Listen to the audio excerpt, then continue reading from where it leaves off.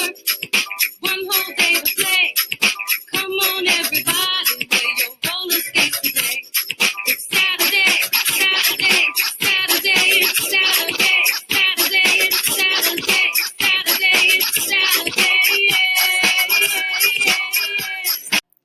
Hello, friends. Welcome to another episode of Career Exploration Saturday. I'm your host, Ebony Tyler. I have real conversations with real people about real jobs.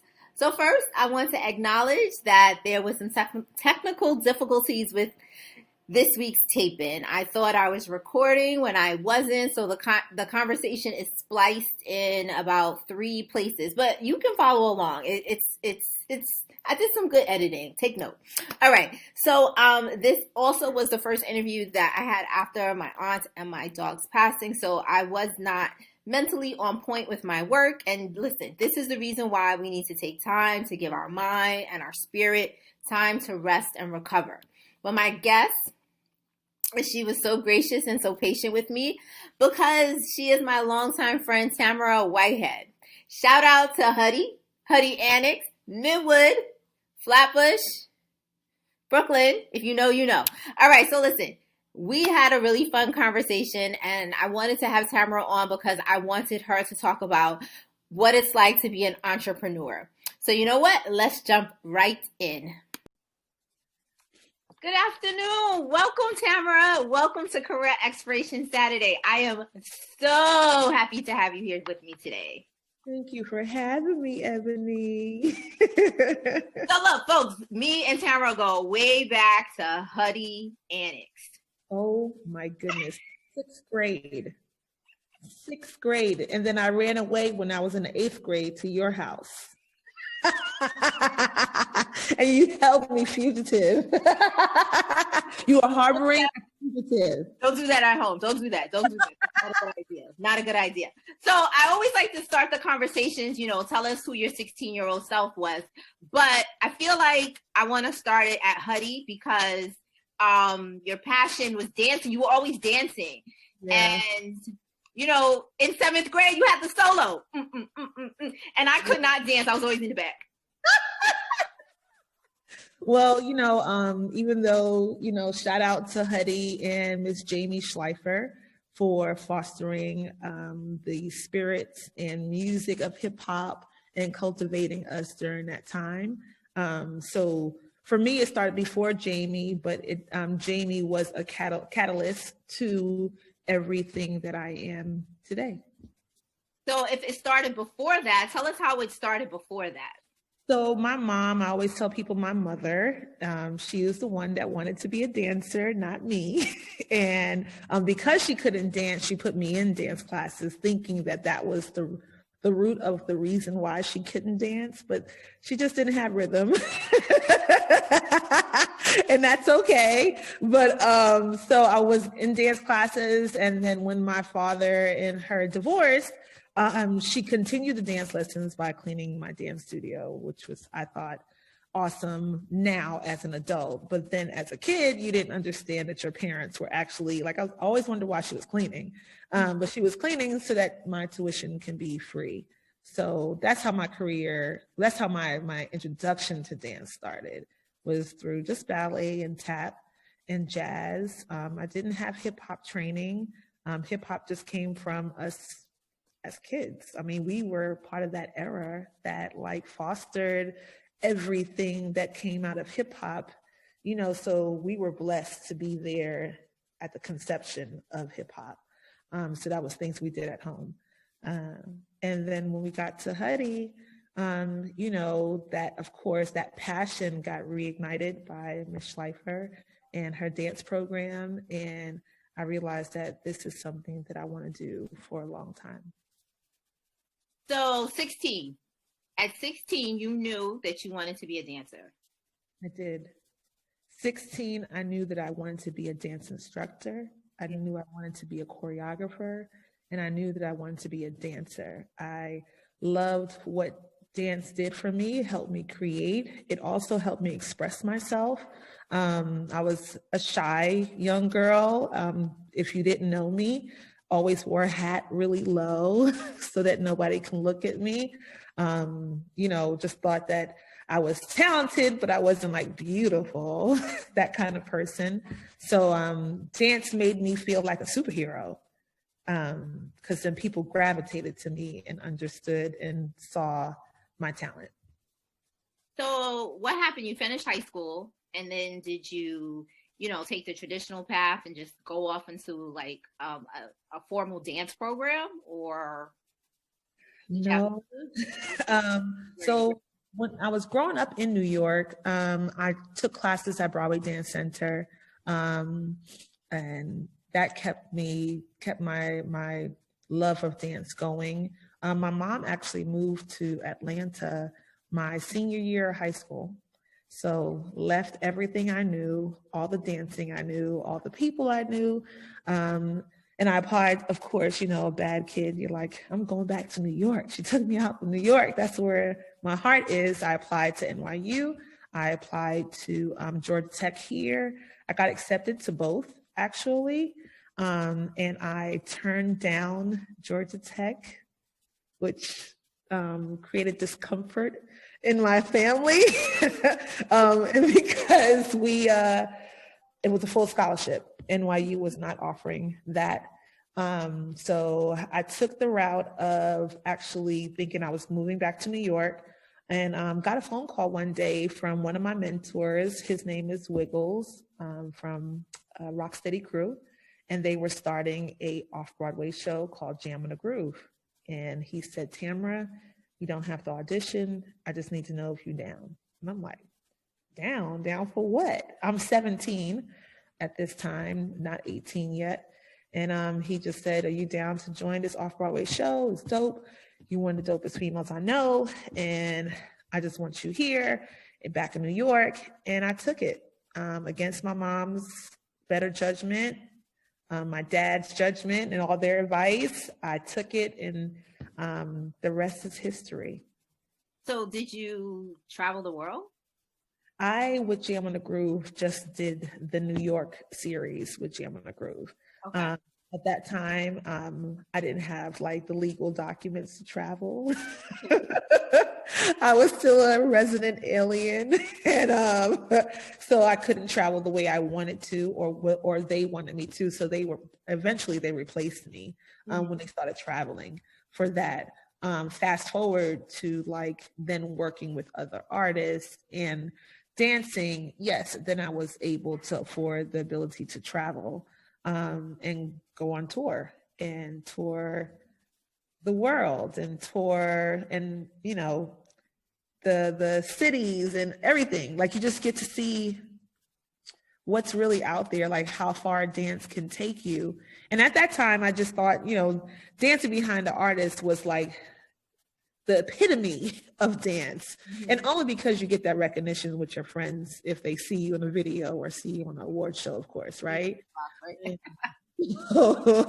was like, I just want to be known, that kind of thing. So when I finally got into it, I just wanted to get to know the business of dance. Like, where do they use dancers at? So I worked for a casting director.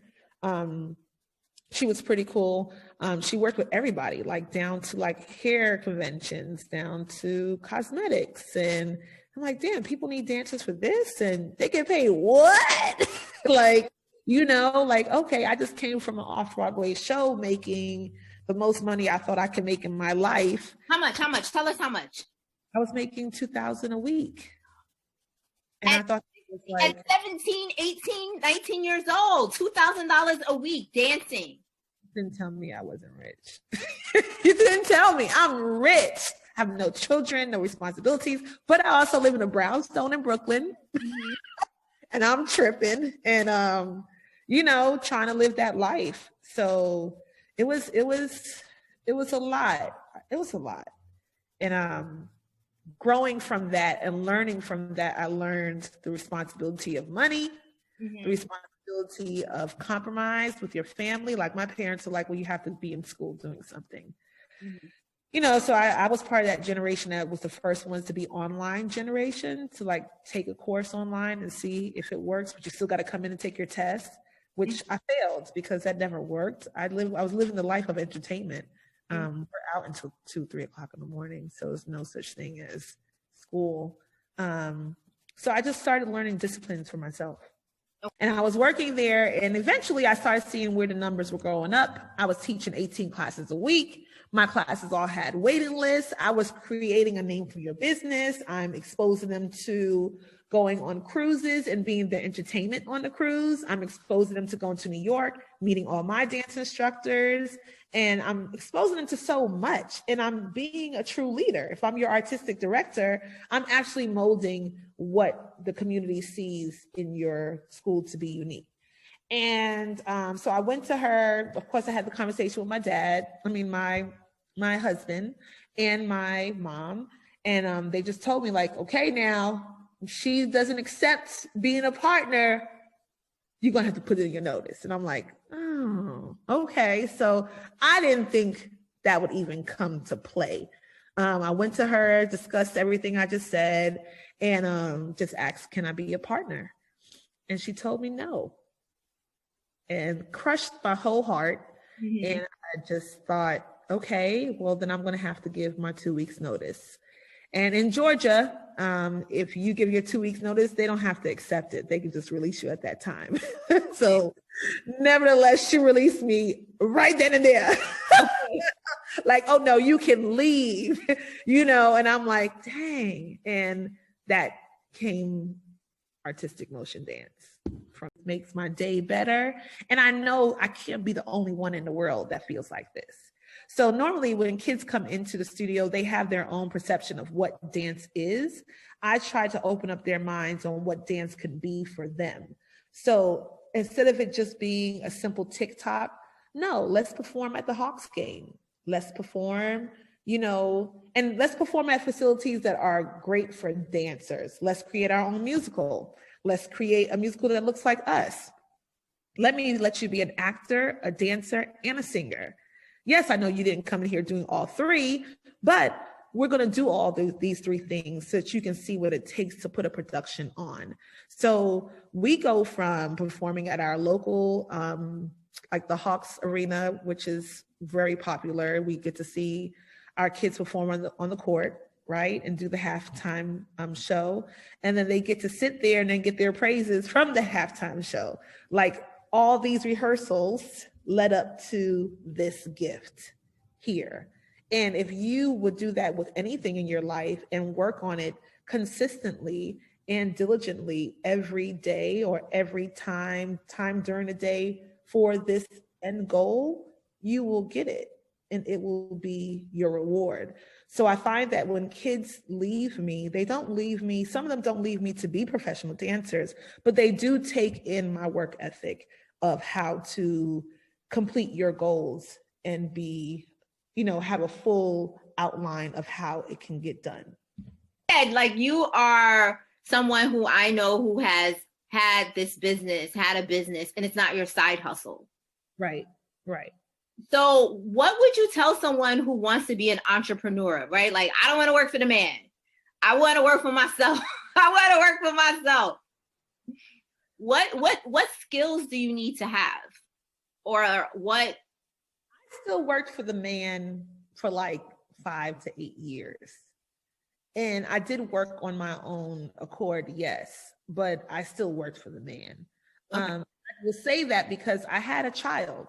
Mm-hmm. So there's still bills that had to be paid and medical and all of that stuff, responsibility. So I still worked for someone. What I would say is that financially, you need to make sure you're in a good place. And if you are not in a good place, it's okay to still work on your dream until it becomes your dream job, and this is not it's a labor of the heart. You no longer are working for the hours or the OT, you're working for the progression of your brand. So my daughter's 18.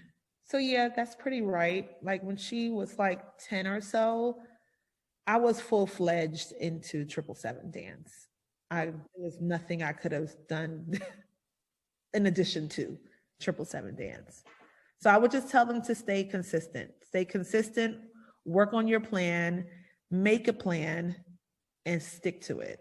And you're only lying to yourself. You can't lie to anybody else. So if you lie to yourself, goddamn, like you cold. But if I can't keep a promise to me, then I can't keep a promise to anyone else. This journey of being an entrepreneur has taught me that I am honest with myself, and I am also choose me. I choose myself. So I say my placement of where I am right now as an owner of 777 Dance for over 16 years, will make it on January the 8th, and 20 years in business as an entrepreneur, is because I chose me. Let me just let that sit.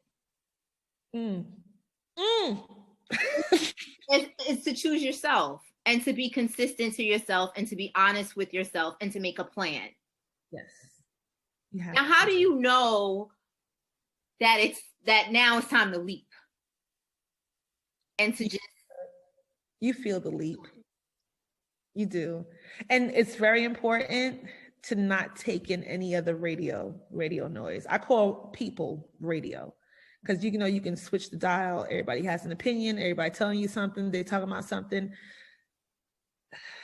Just keep that radio on like one or two stations. I believe in your connection with the Lord. I believe in your connection within yourself. But there are only like certain people that should have that kind of access to your intimate thoughts or your next move. I had my mom, which I believe that she was my biggest cheerleader. I had my brother. He's my biggest cheerleader as well. And they were really honest with me. They told me when I was being an asshole. They told me when I was wrong. They told me when I need to apologize. So I learned that through the years. So just keep certain people on your dial. Like now it's my daughter. And I only think that I should listen to her because she's watched me her whole life. So to see a teenager love you through their eyes means that you're doing something right. So she knows something that I'm doing. She's watching me. Yeah. And they're so judgmental. So for her to be on that side of I love you and I want the best for you and mommy this, mommy that, it's like, okay, well then she's now on my dial for me to listen to. So if she's telling me something, it's coming from a place of love. So what are some spaces? So a young person, right? They love dance. They've been dancing for a while. Can you talk to us a little bit of like what type of jobs or what type of opportunity is available to them if they're not going to, I would say, maybe become, and forgive my ignorance, right? Because I don't really know a lot about dance, but like if they're not going to perform on Broadway, what other avenues are there available to them to be able to continue with their passion? Well, the perfect thing about what these kids have that we didn't have, they can create their own brand, they can brand themselves. And actually working with my daughter on that, is like, you are your brand. So how do people get in contact with you? How do they see what you can do? I mean, they can record videos upon videos upon videos upon videos, put it out into the web. And if it's shared 1 million times, the world knows you as a dancer, So they have more at their fingertips than we do that they can immediately start. I would tell kids to get rid of that spam page, delete it all. The Finsta? They all have spam pages, and I get that because I'm in here with children all day. But get rid of that spam page, because that spam page is a record of you, and we didn't have that. So we were bad. It's your word against mine. These kids, they have document, like Facebook owns them, Snapchat owns them, TikTok owns them. Like, for someone to own your likeliness, all right, use it for good, not for evil. So they have a way of doing that. They have a way of going to classes virtually, going to classes in person. with choreographers that are currently working with current artists now and training under them, like they have things that were not at our fingertips then. Yeah, so I would get to training and stay training and use it as if they think that you are the next basketball player coming out. You are training for your greatness, and do that. I like that. Training for your greatness.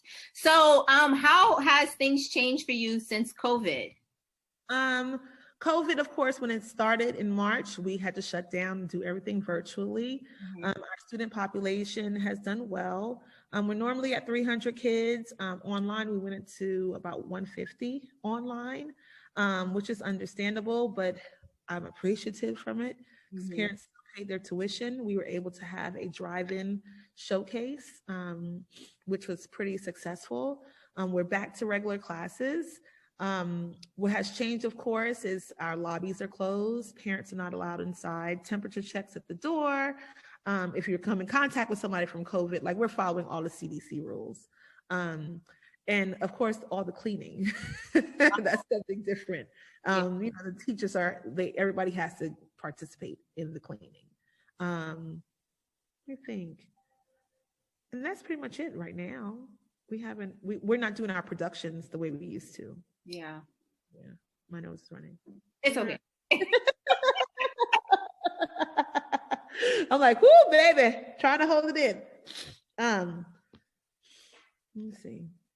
Yeah, I can't wait to be able to get down there to see one of your productions, because when you post those pictures online, it just looks fabulous. Like a whole, like they look like Broadway shows.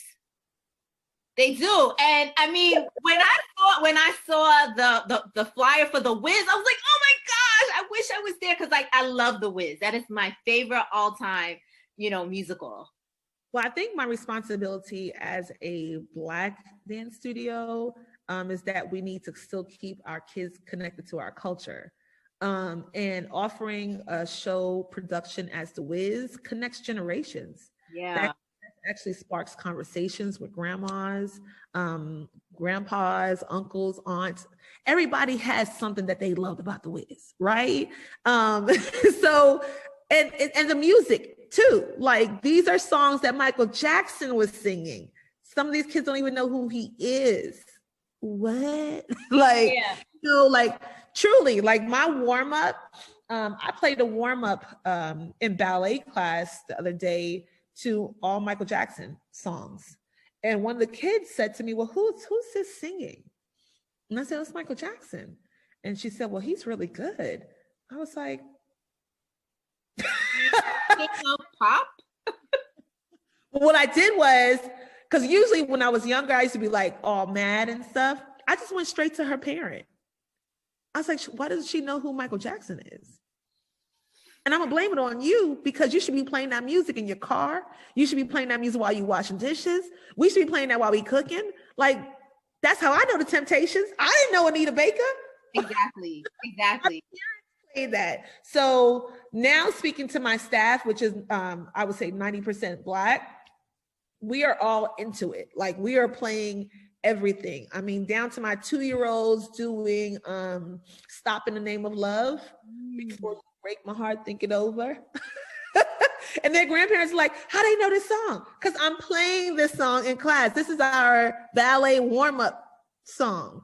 So it's important that we remember our culture, right? And as much as we be like, oh, I want my kids to go to a different school, I want them to do this, I want them to do A, B, and C. This is your culture, though. I need you to recite a line from Biggie real quick. I need you to recite a line from the book of Diana Ross. I need you to recite a line from Marvin Gaye. I need you to recite these lines, because our kids, our culture is getting lost because we want different things for our kids, and we're forgetting the things that help make us who we are. So Jingle Jangle. Haven't watched it. No. It is beautiful. The dancing is amazing. They even got the Afro beats in it. And Forrest Whitaker is dancing. It's And this is Jingle Jangle. This is on Netflix, right? Yeah. Now I'll tell you why. I probably won't watch it till the summer. And it's because I am still a creative person. And within my creativity, we're now producing a online showcase that comes out on King Holiday Weekend. I don't watch anything else so that it can be misunderstood if I stole it from that. Like, oh, you did something like this. And I'm like, no, because I've never seen it. So I don't listen to new content. I don't watch new movies. Like, as much as I want to see the hot chocolate, what's that with Debbie Allen? I want to see hers too. I won't watch it till probably the summer. So charge it to my heart. But it's just so that I can stay in my own creativity bubble of making my studio what I see it to be until the end of the season. Wow. That's cool. I mean, and that goes to what you said about changing the dial, right? And keeping the frequency low, and keeping it close, right? So that way you stay creative and you don't have other people in your head. And you stay intentional, because the reason why you started this small business, because there was a need, right? You see something out there that was a niche, there was something that you were able to fit yourself into that somebody else wasn't doing. So I have to then fit into my own niche, and I have to still stay true to me. And we can all admit it. If I saw a dance move to another song, I would now want to choreograph to that song. But my choreography may look like that choreography because I'm influenced by it. Whereas I'm living right now in Southern Girl from Erykah Badu, choreographing this right now. So if I see something else, it's going to look like that. So I just remain creative, and I do other things that don't have anything to do with the studio. Okay. Yeah. So final question: how can we support you? How can we follow your work? How can we see your online show when it comes out? Oh, so 777 Dance, we're on all social platforms except for Twitter. Haven't maximized that yet, but 777 Dance Studio, or 777 Dance Company on Facebook, but we're on Instagram as well. There's a flyer that's out. You'll purchase the IP address. When you purchase that IP address, it sends you a link, and then you can log on and see us for the entire weekend. So it's called our mezzanine, and our mezzanine is for our students, just so parents can see a progression of their dancers through the season. And when is the show coming out? On January the 16th. Oh, all right. Yeah. All right. Tamara, yes. I'm so thankful for you to do this. I'm so glad that you told this story about entrepreneurship, dancing, following your passion. I mean, I've admired you for so long, and I'm so proud of you. Girl, in Jamaica. Whether in Jamaica by myself. That was a good time, though. It was. Thank you so much. No problem. Thank you for having me. Thank you so much, Tamara, and welcome to the Liberated Success family. So some takeaways are: a mentor relationship turns into an opportunity for Tamara.